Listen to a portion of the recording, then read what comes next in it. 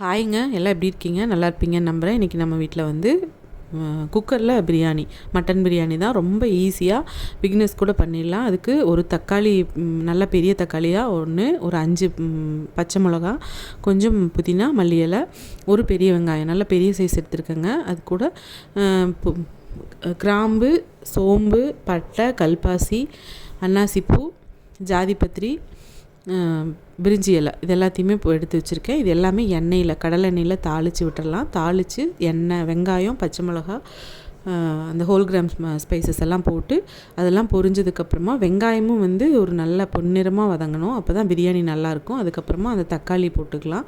தக்காளி போட்டு புதினாவை போட்டு அந்த புதினா ஃப்ளேவரெல்லாம் எண்ணெயில் இறங்கினதுக்கப்புறமா தான் இஞ்சி பூண்டு பேஸ்ட்டு ஒரு ஸ்பூனுக்கு மாதிரி போட்டு அதுவும் நல்லா பச்சை வாசம் போக வதங்கினதுக்கப்புறமா பிரியாணி மசால் ஒரு ஸ்பூன் போடுறோம். அதுக்கப்புறம் கம்மியான காரம், கம்மியான குவான்டிட்டியில் தான் பண்ணுறதுனால ஒரு ஸ்பூன் வரமிளகாத்தூள், தனி மிளகாத்தூள் போடுறேன். அதுவும் எல்லாம் ஒன்றோட ஒன்று எல்லாம் கோட்டாகிற மாதிரி வதங்கினதுக்கப்புறம் நல்லா வதங்கட்டும். வதங்கினதுக்கப்புறமா தனியாக மட்டன் நான் வேக வச்சுருக்கேன்.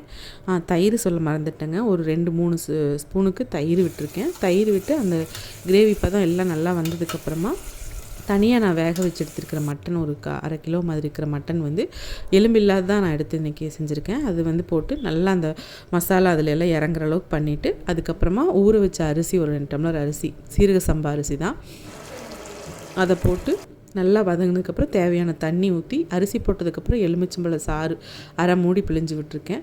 இது எல்லாம் இதானதுக்கப்புறம் உப்பும் போட்டுட்டு, முதலே நான் வெங்காயம் வதங்கும் போது போட்டிருந்தேங்க. அதுக்கப்புறமும் இப்போ இந்த தண்ணி ஊற்றுனதுக்கப்புறம் ஒரு கொதி வந்ததுக்கப்புறம் உப்பு பார்த்துக்கலாம்.